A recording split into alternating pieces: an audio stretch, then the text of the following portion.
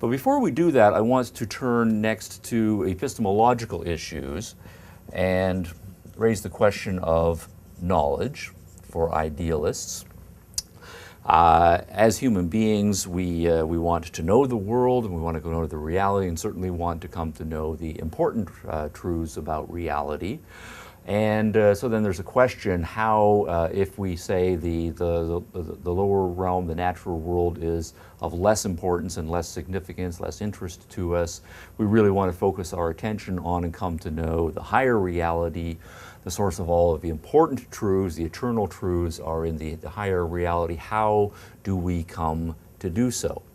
Well, here the story requires a little bit of a distinction between different kinds of idealists. There are some idealists, for example, who are very strongly religious in their orientation.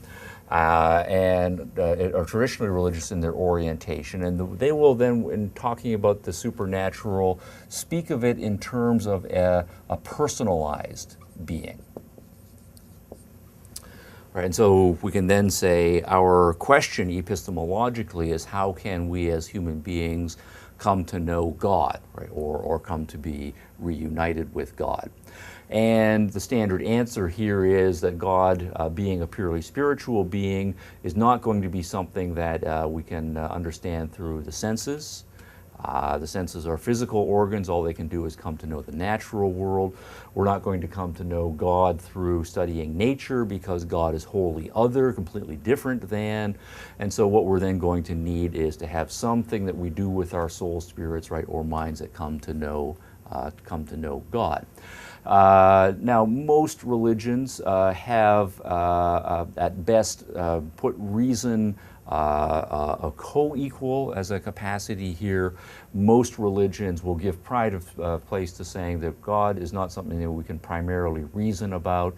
Rather, we need to have a soul connection, right, or a spiritual connection. Perhaps a revelatory connection is a possibility here. So I will start a subcategory here. If we are religious in our idealism, one possible answer is to say that what we need to do is to train our souls or our spirits to have various sorts of mystical capacities. And it's when one is having a mystical experience that one is having a direct connection cognitively between your soul and the great soul that is God. If one is not one of the people who either by nature is capable of having mystical experiences, some religions will argue that way, or if one has not sufficiently trained oneself, then one will have to rely on those who have had mystical experiences. And so we will have an emphasis on faith as the proper epistemology. For those of us who are more naturalistic in our orientation, coming to know that the higher world is going to be simply a matter of faith.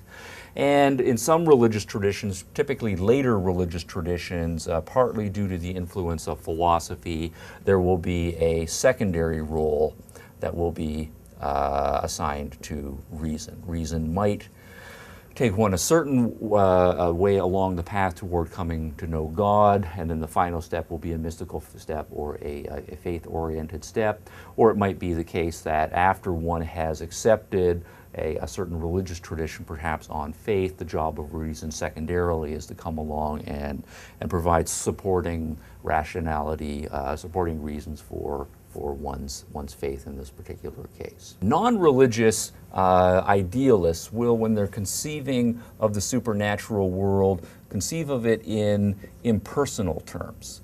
They'll say there is a higher eternal world of absolutes, but it's not a being that has thoughts or goals or feelings or particularly cares. Instead, it's a set of higher realities that set the standard for and perhaps generate the lower world of nature and inform it to some extent.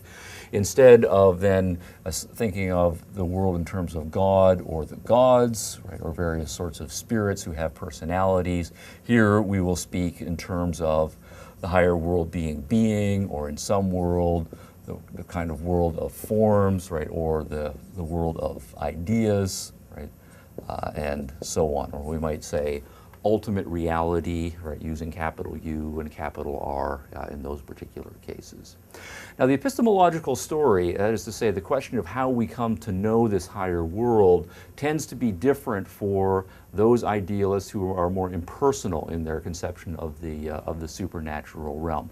Typically, what you find in impersonal idealists is a de-emphasis on faith, a de-emphasis on of just following tradition, and a de-emphasis on revelatory techniques, excuse me. Because if God does, or if the higher realm is not a God, then God is not particularly interested in communicating with you, so he's not going to single you or anybody out for revelations as the God of the Old Testament did. Instead, it's more likely to be the case that it will be us as human beings who will have to exert certain sorts of efforts if we're going to come to understand and perhaps tap into the higher realm.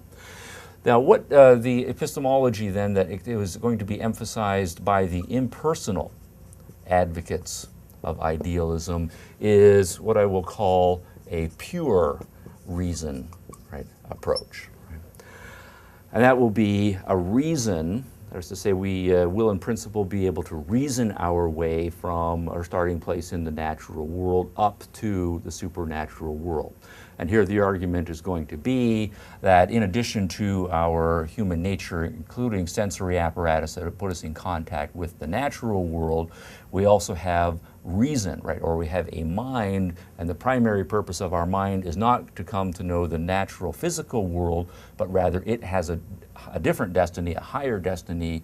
Our job as human beings, using our exalted rational capacity, is to use it to come to understand and comprehend the higher, purer physical world, or sorry, supernatural, the non-physical world.